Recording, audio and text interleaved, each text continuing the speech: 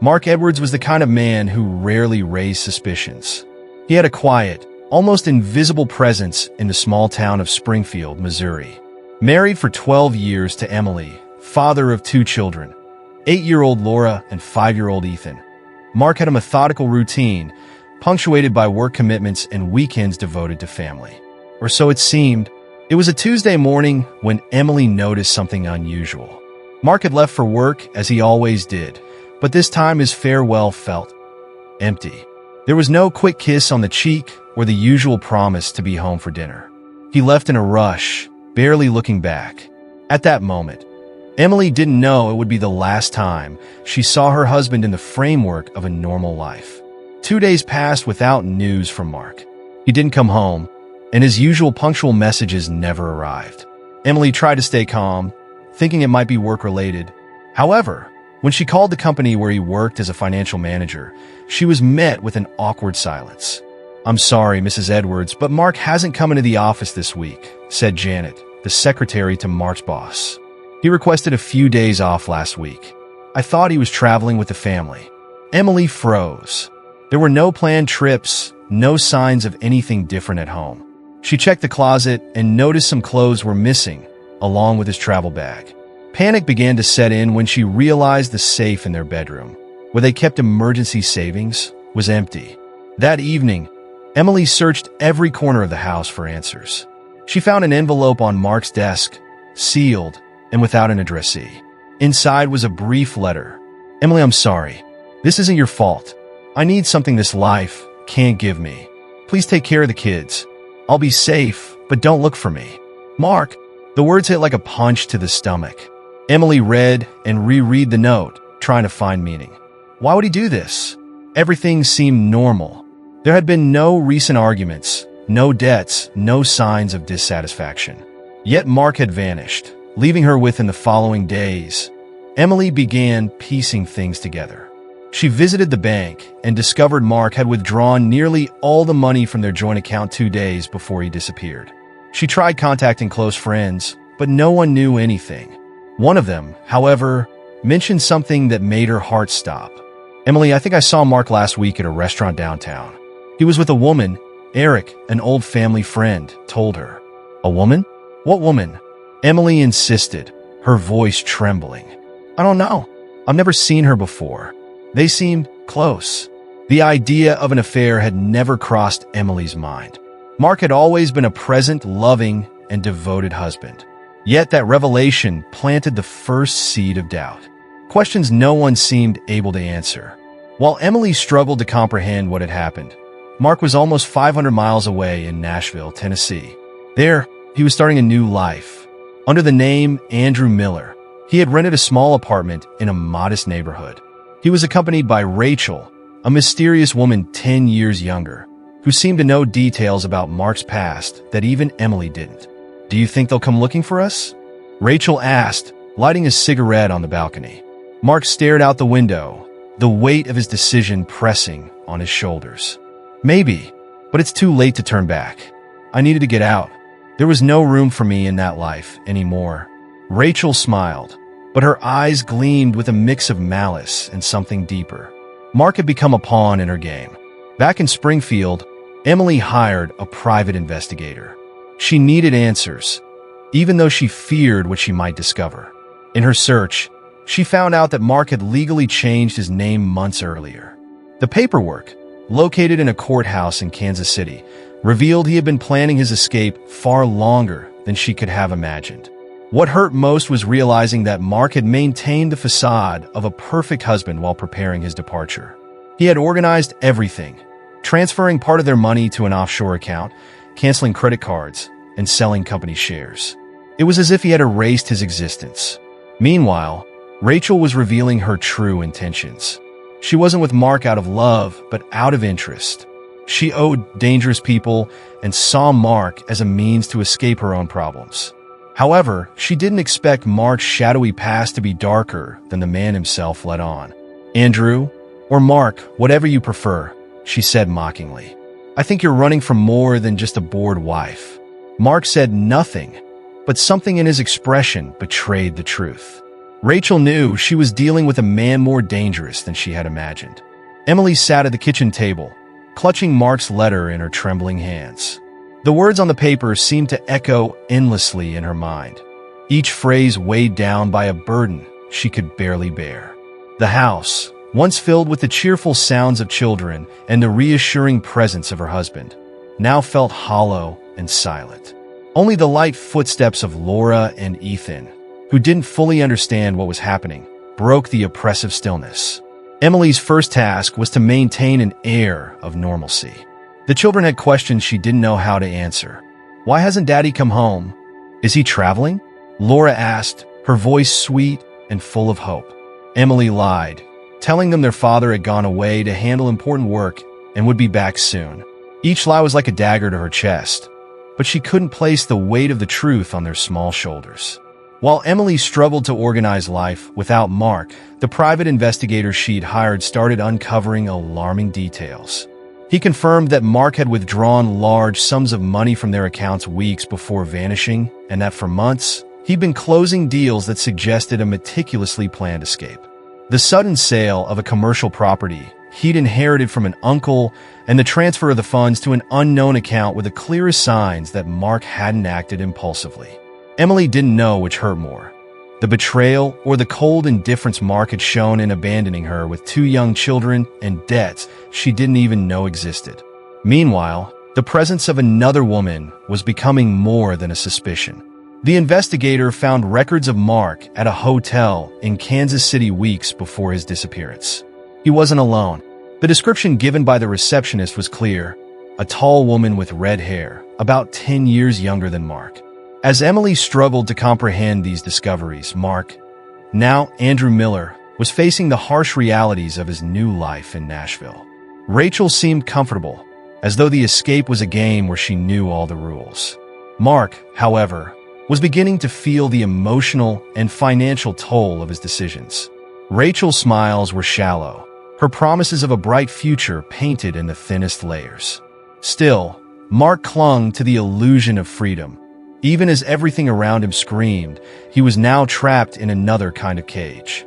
One afternoon, while Rachel was out handling personal matters she refused to explain, Mark had time to reflect. He sat in his modest apartment, far removed from everything he knew, with a woman whose loyalty he was beginning to doubt. He picked up the disposable phone he'd been using since leaving Springfield and saw Emily's number still saved. His thumb hovered over the call button, but he hesitated. Hearing her voice could unravel the fragile conviction that he'd made the right choice. Meanwhile, Emily began asking difficult questions. She visited Mark's former workplace, but his colleagues seemed as shocked as she was. One of them, however, mentioned something that made her pause. Weeks before he left, Mark had asked about opening a new bank account in another state, under the pretext of researching for a company project. But there were no projects. Mark had used his position to gather information for his escape. The sense of betrayal grew with every revelation. Emily wondered if she'd ever truly known the man she married. She rifled through old photos, searching for something in his eyes that might have hinted at his plans to leave. She found nothing but what appeared to be a sincere smile. It made her question her own sanity. How had she missed it? While Emily uncovered Mark's past, Rachel was wrestling with the present. Her debts were catching up to her. One day, Mark found an anonymous note slipped under the apartment door. The words were simple but threatening. "You can't run. We're watching you." Mark confronted Rachel, demanding to know who these people were. She shrugged it off as unimportant, but he knew she was lying. Rachel was the kind of woman who always knew more than she let on. The days in Nashville began to blend into a mix of paranoia and tension. Rachel was constantly on the phone, whispering conversations she abruptly ended whenever Mark entered the room. He began to suspect she knew exactly what she was doing when she convinced him to abandon his family. Doubt began to erode the already fragile trust between them. Back in Springfield, Emily finally received a call from the investigator that would change everything. He'd found a solid lead. Mark had rented an apartment in Nashville under the name Andrew Miller. Though the address was vague, it was the first tangible thread Emily could grasp. With her sister agreeing to stay with the kids, Emily made an impulsive decision. She was going to Nashville. She didn't know what she hoped to find. Mark, answers, closure. But she couldn't continue living with so many unanswered questions. As Emily set out on her journey, Mark was making plans to leave Nashville. He knew things were spiraling out of control. Rachel, it seemed, was drawing problems toward him that he couldn't handle. He had already betrayed his family and had no intention of risking his freedom for a woman whose motives were, at best, questionable. But fate had other plans. Emily and Mark's paths were about to cross again, and their reunion would be unlike anything either of them could have imagined. Emily arrived in Nashville on a cold and quiet night. She carried a small suitcase, the address the private investigator had provided, and an almost irrational determination to get answers. As much as her heart told her to turn back, her mind pushed her forward. She needed to know the truth, even if it destroyed her.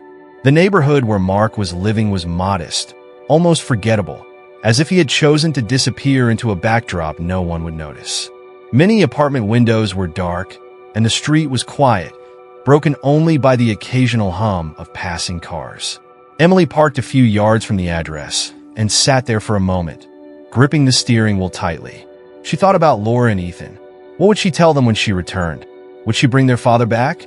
Or just more pain? Inside the apartment, Mark was feeling the weight of his new life. Rachel had been out for hours, claiming she needed to take care of old business. Mark was suspicious. The woman was growing increasingly enigmatic, and the unanswered questions about her motives were piling up. He stared out the window, looking at the dimly lit street below. The freedom he had once craved now felt like a prison of his own making. Emily stepped out of the car, her heart pounding so loudly she thought it might echo in the empty street. She climbed the stairs to Mark's apartment, each step heavier than the last. When she reached the door, she hesitated. What if he wasn't there? Or worse, what if he was with another woman? But summoning all her courage, she knocked on the door. 3 firm knocks, each one reverberating in her mind like a thunderclap. Mark froze when he heard the sound. He wasn't expecting anyone. Rachel had her own keys, and he didn't know anyone in Nashville who would stop by unannounced. He stood slowly and approached the door, peering through the peephole. The sight made him stagger. It was Emily. She was there, standing on the other side of the door, her expression a mixture of anger, desperation, and something he couldn't quite define. For a moment, he thought about not answering. He could pretend he wasn't home. But something made him turn the knob and face the woman he had abandoned. Emily, it was all he could manage to say. She stood there, unmoving, staring at him as if he were a stranger. For months, she had imagined what she would say if she saw him again, but now that he was standing in front of her, the words seemed to evaporate. Finally, she found her voice, cutting and controlled. I need to know. Why? Her eyes locked onto his, searching for any trace of the man she had loved. Mark stepped aside, allowing Emily to enter the apartment. She looked around, taking in the space. It was simple, almost devoid of personality, as if he were only passing through. 2 suitcases sat in a corner, and a full ashtray rested on the table. Rachel wasn't there, but Emily noticed signs of her presence. A woman's jacket draped over a chair, lipstick on the kitchen counter. Mark knew he needed to speak, but he didn't know where to start. How could he explain the inexplicable? How could he justify a flight, even he barely understood? At last, he broke the silence. I felt like I was suffocating. It wasn't you, Emily. It wasn't our family. It was everything. I couldn't live that life anymore. Emily laughed, but it was bitter, almost cynical. Suffocating? So you decided to abandon everything? Abandon your children? Empty our accounts? For what? She gestured around the apartment, her voice rising. This? With another woman, of course. Mark avoided her gaze, unable to look her in the eye. The weight of his guilt was suffocating him, but he tried to explain. It wasn't supposed to be like this. Things spiraled. Rachel. Emily cut him off, her tone now icy. Rachel. That's her name. The silence that followed was deafening. Mark knew there were no excuses that could erase what he had done. But before he could respond, footsteps in the hallway drew both their attention. Rachel appeared in the doorway, carrying a bag, and looking surprised to see Emily. However, her surprise quickly turned into a calculated smile. "Oh, you must be Emily," Rachel said, her tone casual, almost mocking. "It's about time we met." Emily looked at Rachel, her eyes burning with fury. She hadn't expected to find the other woman so nonchalant, so at ease in a situation that should have been deeply uncomfortable for everyone. Mark tried to intervene, but Rachel raised a hand, signaling him to stop. "Mark told me everything about you," Rachel continued, with a hint of sarcasm. "It must be hard being left like that. But, you see, he made a choice. And I'm part of that choice now." Emily didn't respond. Something about Rachel seemed off, as if she were deliberately trying to provoke her. But before Emily could process the situation, Rachel's tone changed. "Mark, or should I say Andrew," Rachel said, turning to him with a cold smile. "You should have told me she was investigating. That changes things." Mark looked confused, but Emily realized what Rachel was implying. Rachel knew more than she let on. There was something dark in the way she maintained control of the situation, as if she were pulling strings neither Mark nor Emily could see. "Investigating?" Mark asked, glancing between Rachel and Emily. "Yes, investigating," Rachel said, her cold smile widening.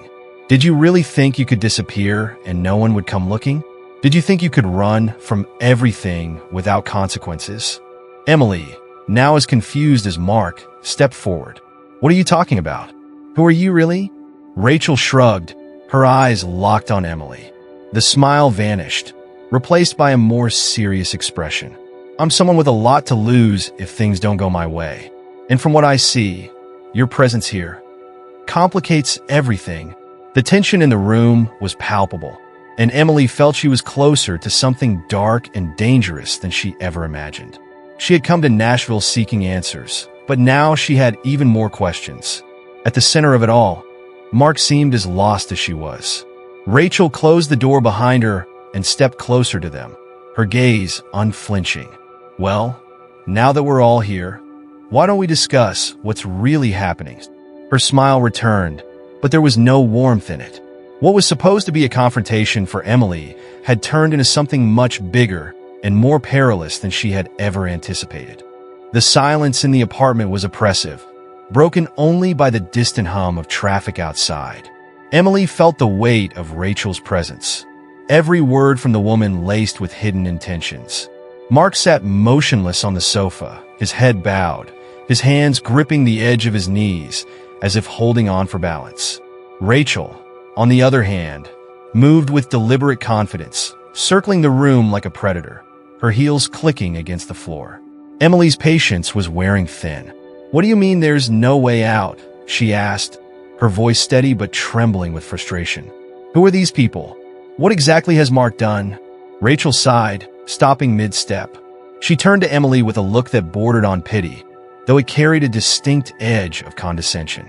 "Mark embezzled money from a very powerful client while working at his company in Springfield," Rachel began, leaning casually against the counter. "A client who doesn't exactly operate within the bounds of the law, if you catch my drift." She locked eyes with Emily, as though daring her to process what that meant, then continued. "When they found out, Mark tried to fix it, but it was too late. Instead of facing the consequences, he did what cowards do best, he ran. And here we are." Emily absorbed the revelation, but something about Rachel's tone unsettled her. "And you?" Emily asked, narrowing her gaze. "What's your role in all this? You speak like someone invested in protecting Mark, but it seems to me you have your own stake in this." Rachel smirked, her expression shifting slightly. "Let's just say our interests align," she replied cryptically, crossing her arms. "And if you're smart, you'll stop digging before you make things worse for yourself." Emily didn't flinch. "I didn't come here to protect your interests, Rachel. I came for my children. I came because I need to know the truth." Rachel let out a short, humorless laugh. "Your children? Do you think they're better off with a father who's being hunted by criminals?" Her voice dripped with sarcasm, each word deliberately cutting. "Do you really think this is the life they need?" Before Emily could respond, Mark finally broke his silence. He looked up, his face pale but his voice firm. "Enough, Rachel." The sharpness of his tone startled both women. He rose from the sofa, his movements slow but purposeful. She's right. Emily deserves to know everything. I owe her that much, at least.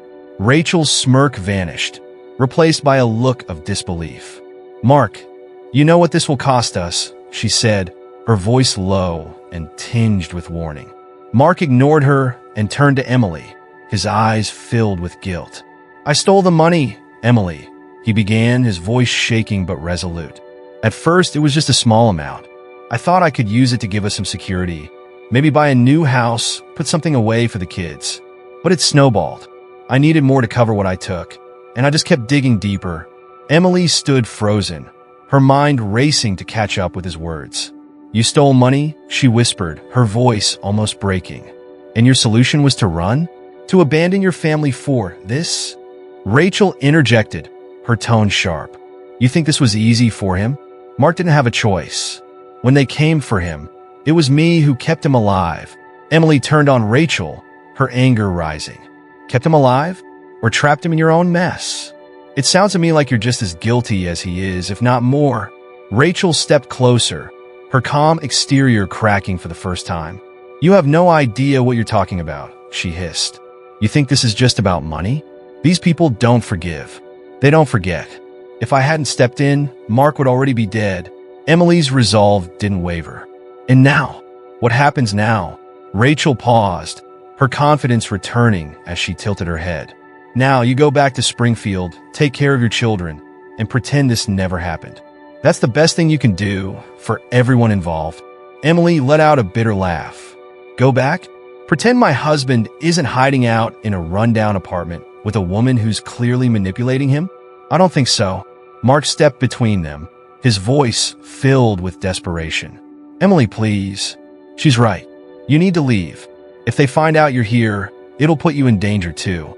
Emily shook her head, her determination only growing. I'm not leaving without you, Mark. You've made mistakes, but we can fix this. Together. Rachel rolled her eyes, but the tension was interrupted by a loud knock at the door. 3 sharp, deliberate knocks that froze everyone in place. Rachel's face turned pale. It can't be, she whispered.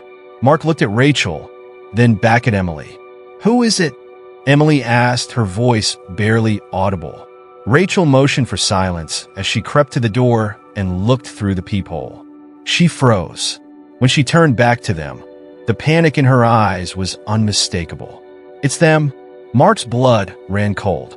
What do they want? Rachel didn't answer immediately.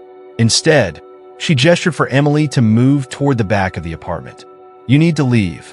Now, she said, her voice urgent. Emily hesitated. I'm not going. Rachel cut her off, her voice firm. If you stay, they won't hesitate to use you as leverage. Get out while you can. Mark stepped toward Emily, placing his hands on her shoulders. Please, Emily.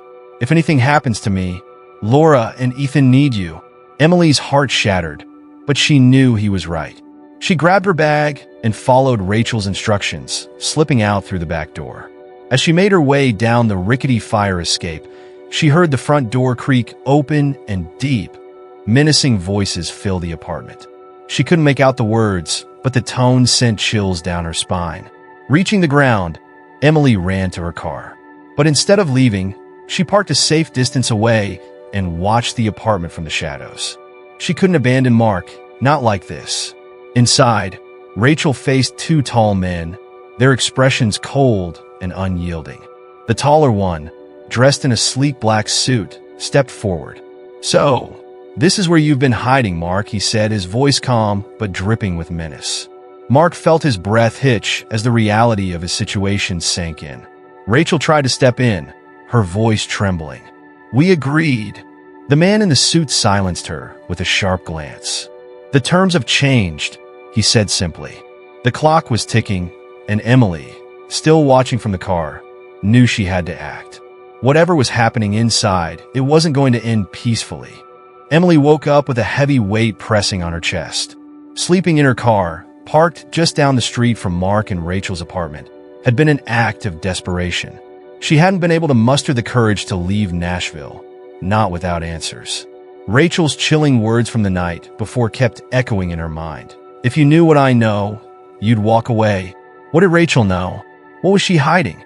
And how had Mark, the man she once loved so deeply, become entangled in something so sinister? Mark, inside the apartment, was equally consumed by tension. He sat at the small kitchen table, staring blankly at a cup of coffee that had long gone cold. Rachel moved around the room with an uncharacteristic nervousness, a stark contrast to her usual confident demeanor. "You can't leave her out there, Mark," Rachel snapped, her voice sharp. "Emily's a complication we can't afford." Mark didn't lift his eyes from the table. "She's not just a complication," he replied, his voice low but firm. "She's the mother of my children. You don't understand what that means." Rachel let out a dry, humorless laugh. "Oh, I understand perfectly," she shot back. "I just find it amusing that you suddenly remembered that now, after abandoning her and those kids for months." Mark didn't respond. Her words cut deeply because they were true. He had fled, leaving Emily to shoulder the burden of everything he had destroyed. Meanwhile, Emily sat in a cafe a block away, nursing a coffee and scribbling questions in a small notebook she brought with her. Who's after Mark? What does Rachel really want? Why did Mark agree to all of this? The more she wrote, the clearer it became. She wouldn't find her answers by staying on the sidelines. She called the private investigator in Springfield. "Emily, what's happening?" he asked, his voice cautious.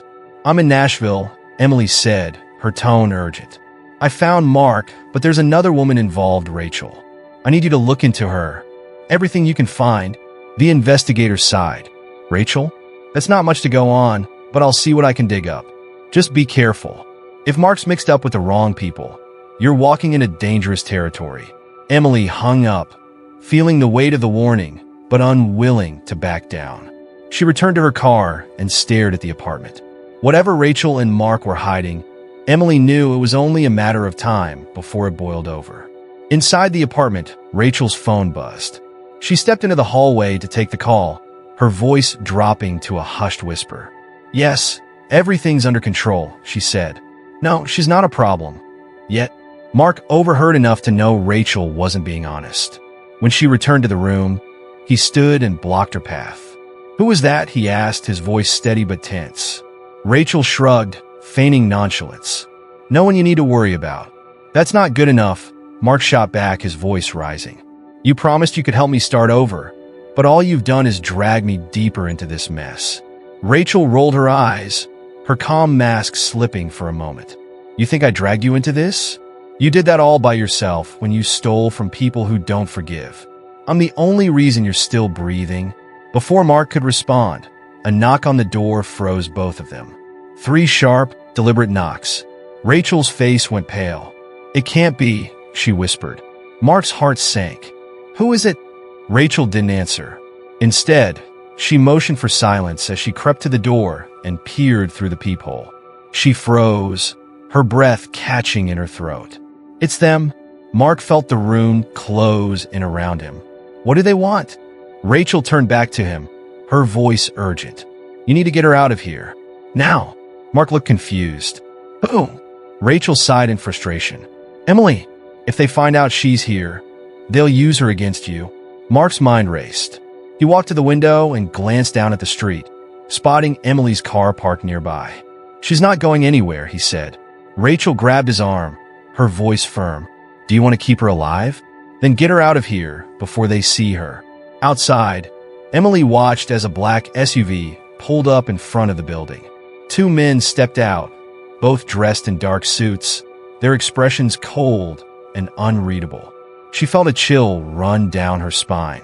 Something was happening, and she was running out of time to figure out what. Back inside, Rachel opened the door a crack, blocking the entrance with her body. "Gentlemen," she said, her voice calm but strained. "This is a surprise." The taller of the 2 men stepped forward, his presence commanding. "We need to talk to Mark," he said simply. Rachel hesitated, but the man pushed past her, entering the apartment. "So, this is where you've been hiding," he said, addressing Mark directly. Mark stood frozen, unable to speak. "I'm here to collect," the man continued. "And I'm tired of waiting." Rachel interjected, her voice sharp. "We had an agreement." The man silenced her with a glare. "The terms have changed." From her car, Emily could see the men's silhouettes through the apartment window. She knew she had to act, but calling the police could make things worse. She grabbed her phone and called the private investigator again. "They're here," she said, her voice trembling. "Two men. I think they're dangerous." "Emily, listen to me," the investigator replied. "If these are the people I think they are, the police won't help. You need to leave. Now." But Emily didn't move. "I'm not leaving him," she said, her voice resolute. Hanging up, Emily made a decision. She stepped out of the car and headed toward the apartment, her heart pounding. She didn't know how, but she was determined to protect Mark. Inside, the tension escalated. The taller man pulled a gun from his jacket and set it on the table with deliberate slowness. "Mark, I'm going to give you one last chance to make yourself useful," he said. "Convince me you're worth keeping alive." Mark's gaze flicked to Rachel, who stood frozen in the corner. "She has the money," Mark said suddenly, his voice firm. "Rachel took everything." Rachel's eyes widened in shock. "That's not true," she protested. The man turned to Rachel, his expression unreadable. "Is that so?" Before Rachel could defend herself, there was a loud knock on the back door. Emily stepped inside, holding her phone up as if recording. "The police are on their way," she bluffed, her voice steady. The men turned to her, surprised. For a moment, the room was still, the tension crackling like electricity. Then, in the distance, the sound of sirens broke the silence. Emily's heart pounded as she stood in the doorway, holding her phone high as if recording. She prayed her bluff would work, though deep down, she feared it wouldn't. The two men, tall and imposing, turned toward her. Their cold, calculated expressions didn't waver. For a moment, time seemed frozen, the silence pressing on everyone in the room. Rachel broke the stillness, her voice sharp with frustration. "What the hell are you doing here, Emily?" Emily ignored her, keeping her focus on the taller man, who was now staring at her with quiet intensity. He looked as though he were deciding whether she was a threat or a nuisance. "I called the police," Emily said firmly, her voice steady despite the fear coursing through her. "They'll be here any second." The man tilted his head, a small smirk forming on his lips. "The police?" he said, his tone mocking. "Do you think that scares me?" Mark, who had been frozen in place, stepped forward, his voice urgent. "Emily, you need to leave. Now." Emily's eyes darted to him. "I'm not leaving you, Mark. Not like this." The second man, shorter and stockier, let out a low, humorless chuckle. "She's got guts," he said, glancing at the taller man. "Too bad that doesn't get you far in our world." The taller man raised his hand, silencing him before addressing Emily again. "If you really called the police, then you've made things worse for everyone in this room," he said, his voice calm but menacing. "But something tells me you're bluffing." He took a step toward her, and Emily instinctively backed up, her phone trembling slightly in her hand. "Stay away from her," Mark said suddenly, his voice rising. He stepped in front of Emily, putting himself between her and the men. The taller man stopped, arching an eyebrow. "Interesting," he said, his tone almost amused. "So there is still some fight in you after all?" Rachel, who had been silent up until now, saw her opportunity to regain control.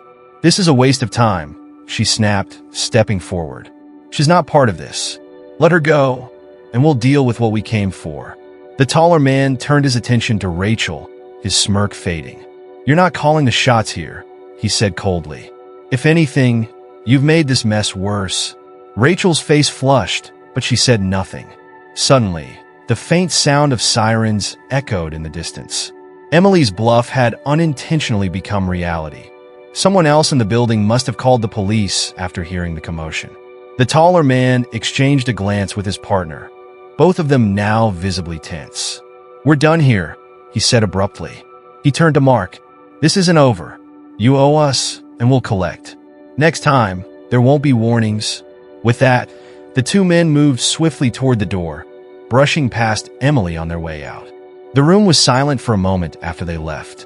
Rachel exhaled loudly, pacing the floor as if trying to release the tension that still hung in the air. Emily turned to Mark, her voice trembling. "Are you okay?" Mark nodded, though his face was pale and drawn. I think they'll be back, he said quietly. Rachel let out a bitter laugh. Of course they'll be back. That's how this works. Emily glared at her. This is your fault, she snapped. You dragged him into this. You made it worse. Rachel stopped pacing and turned to face Emily, her eyes narrowing. You don't know anything, she said coldly. You think I'm the problem here? Mark did this to himself. I've been trying to keep him alive by using him for your own gain? Emily shot back. Mark raised his hands, stepping between them. Stop, both of you. He looked at Emily, his voice softening. Emily, I'm sorry. I never wanted you to be part of this. You should have thought about that before you ran, Emily said, her voice cracking. Before you left me and the kids. Mark looked down, the weight of his guilt crushing him. I know, he whispered. I thought I was protecting you by staying away. But all I've done is make everything worse. Rachel rolled her eyes. Enough with the apologies, she said. The only thing that matters now is figuring out how to keep them from coming back. Emily turned to her, anger boiling over. And how do you plan to do that? More lies? More running? Rachel smirked, but there was no humor in it. You do whatever it takes to survive. That's the only rule that matters. Emily shook her head, her resolve hardening. That's not good enough. Mark, if you want to fix this, you need to stop hiding. You need to face what you've done. Rachel laughed bitterly. Face what he's done? Are you serious? You think they're going to forgive him if he grovels? I don't care what they do, Emily shot back. But I care about him not spending the rest of his life running, or worse, dragging us all down with him. Mark looked between the two women, his expression conflicted. I don't know what to do, he admitted, his voice barely audible. Emily stepped closer to him, her voice softening. We figure it out, together. But we can't do it with her, she said, nodding toward Rachel. Rachel's eyes flashed with anger, but before she could respond, the sound of heavy footsteps came from the hallway. Emily's heart sank. They're back, she whispered. Rachel shook her head, walking toward the door cautiously. She peeked through the peephole, her expression unreadable. It's the police, she said flatly. Emily felt a wave of relief, but it was short-lived. The situation was far from over. Mark still owed these men, and Rachel's involvement was far murkier than Emily had imagined. As the officers knocked on the door, Emily knew one thing for sure. This was only the beginning of the fight to get Mark out of this mess, and to protect their family from the shadows closing in around them. Emily stood near the kitchen, her hands trembling as the sound of the police knocking filled the tense air of the apartment. Rachel moved to open the door, her movements slow and calculated, while Mark stayed frozen in place, his face pale and drawn. The walls seemed to close in, the weight of everything that had happened pressing down on all of them. Rachel opened the door just enough to reveal her face. Officers, she said, her voice calm but strained. How can I help you? Two uniformed officers stood in the hallway, their expressions unreadable but firm. We received a report of a disturbance, one of them said. His eyes shifted to the crack in the door, as if trying to see past Rachel. Is everything okay here? Rachel hesitated for a moment, her confidence slipping ever so slightly. Emily stepped forward before she could respond, pulling the door open wider. Yes, officers, Emily said, her voice steady despite her fear. There were two men here earlier. They threatened us, but they're gone now. The officer nodded, his posture relaxing slightly. Do you have descriptions of the men? Were any weapons involved? Emily gave a brief description of the men, leaving out certain details that might make things worse. She didn't mention Mark's involvement with them, or the money he had stolen. Rachel stayed quiet, her arms crossed, glaring at Emily as if silently accusing her of complicating things further. We'll patrol the area, the second officer said. If they return, call us immediately. Emily nodded, thanking them as they left. When the door shut behind them, the silence in the apartment was suffocating. Rachel spun around, her face twisted with anger. What the hell was that? She snapped. You just painted a target on all of us. Emily stood her ground. You think staying quiet would protect us? They were already here. They know where we are. At least now someone else does too. Rachel rolled her eyes, pacing the room like a caged animal. You don't understand how this works. You just made things worse. Mark finally spoke, his voice quiet but resolute. No, Rachel. She's right. Rachel stopped pacing and turned to him, incredulous. You can't be serious? Mark looked at her, his expression hardening. I can't keep running. It's not just about me anymore. It's about my family, about Emily, about my kids. I have to face this. Rachel scoffed, throwing up her hands in frustration. You think they'll just forgive you? That you can make a deal and walk away? You're delusional, Mark. Emily stepped forward, her voice cutting through the tension. Maybe he won't walk away, but it's better than hiding forever. Better than living like this. Mark turned to Emily, gratitude flickering in his tired eyes. You shouldn't even be here, he said softly. I'm here because I couldn't just let you throw your life away, Emily replied.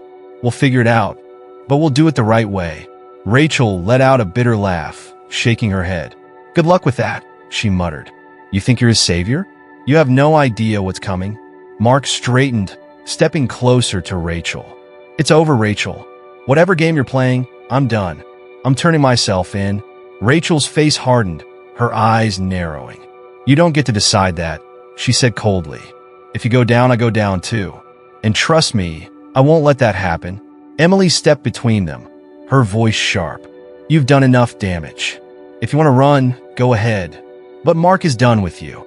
Rachel stared at her, her jaw tightening. For a moment, Emily thought she might lash out, but instead, Rachel grabbed her bag and moved toward the door. You'll regret this, she said, her voice low and venomous. With that, Rachel slammed the door behind her, leaving Emily and Mark alone in the suffocating silence of the apartment. Mark sank onto the couch, burying his face in his hands. I don't know how to fix this, he said, his voice muffled. Emily sat beside him, placing a hand on his shoulder. We'll start by going to the police, she said gently. You'll tell them everything. It's not going to be easy, but it's the only way. Mark looked up at her, his eyes filled with fear and regret. What if they lock me away for years? What about Laura and Ethan? Emily's heart ached at the thought, but she forced herself to stay strong. They'll know their father tried to do the right thing, she said. That's what matters. The next few hours were a blur. Emily called the police, arranging for Mark to meet with detectives. As they waited for the officers to arrive, Mark wrote a letter to Laura and Ethan, pouring his heart onto the page. Emily sat nearby, silently supporting him. When the officers arrived, Mark stood, his hands shaking but his resolve firm. Are you sure about this? Emily asked, her voice wavering. Mark nodded. It's the only way, he said. As the officers led him out of the apartment, Emily followed, watching him go with a mixture of pride and sorrow. She knew the road ahead would be long and uncertain, but for the first time in months, she felt a glimmer of hope.